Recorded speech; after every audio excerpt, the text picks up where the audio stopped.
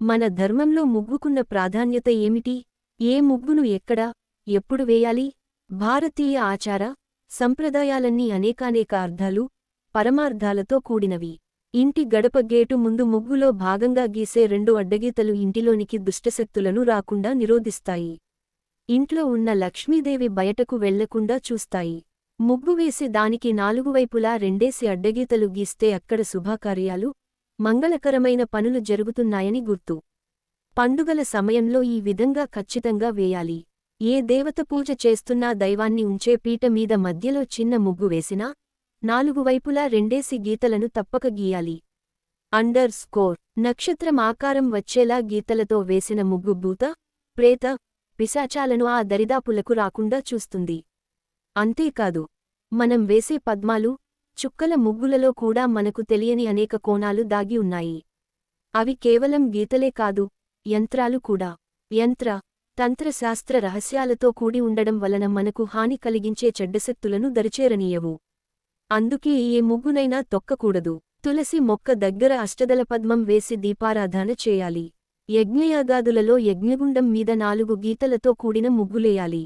దైవకార్యాలలో కూడా 4 గీతలతో కూడిన ముగ్గులు వేయాలి. నూతన వధూవరులు తొలిసారి భోజనం చేసే సమయంలో వారి చుట్టుప్రక్కల లతలు, పుష్పాలు, తీగలతో కూడిన ముగ్గులు వేయాలి. దేవతా రూపాలను, ఓం, స్వస్తిక్, శ్రీ గుర్తులను పోలిన ముగ్గులు వేయకూడదు.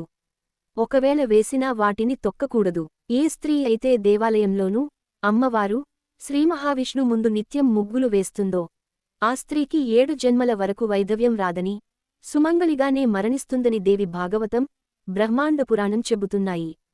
పండుగ వచ్చింది కదా అని నడవడానికి చోటు లేకుండా వాకిలంతా ముగ్గులు పెట్టకూడదు. ముగ్గులు రోజూ వేయలేక పెయింట్ పెట్టేస్తాం. దాన్ని ముగ్గుగా శాస్త్రం అంగీకరించదు. ఏ రోజుకారోజు బియ్యపు పిండితో ముగ్గు పెట్టాలి. నిత్యం ఇంటి ముందు, వెనుక భాగంలో, తులసి మొక్క దగ్గర, దీపారాధన చేసే ప్రదేశంలో ముగ్గు వేయాలి. ముగ్గు పాజిటివ్ దైవశక్తులను ఇంట్లోకి ఆకర్షిస్తుంది. ముగ్గులు ఒకప్పుడు సూచకాలుగా పనిచేసేవి. పూర్వం రోజూ సాధువులు, సన్యాసులు, బ్రహ్మచారులు ఇల్లిల్లు తిరిగి భిక్ష అడిగేవారు. ఏ ఇంటి ముందైనా ముగ్గు లేదంటే ఆ ఇంటికి వెళ్లేవారు కాదు. వారే కాదు, అడ్డుక్కునేవారు కూడా ముగ్గులేని ఇళ్లకు వెళ్లి అడ్డుక్కునేవారు కాదు. ముగ్గు లేదంటే అక్కడ అశుభం జరిగిందని గుర్తు. అందుకే మరణించిన వారికి శ్రాద్ధకర్మలు చేసే రోజున ఉదయం ఇంటి ముందు ముగ్గు వేయరు. శ్రాద్ధకర్మ పూర్తయిన వెంటనే, అది మధ్యాహ్నమైనా ముగ్గు వేస్తారు. ముగ్గులు వెనుక సామాజిక, మానసిక, ఆరోగ్య, ఆధ్యాత్మికమైన అనేక రహస్య కోణాలు దాగి ఉన్నాయి. మన ఆచరించే ఏ ఆచారమూ మూఢనమ్మకం కాదు. మన ఆచార సంప్రదాయాలన్నీ అనేకానేక అర్థాలు, పరమార్థాలతో కూడినవి.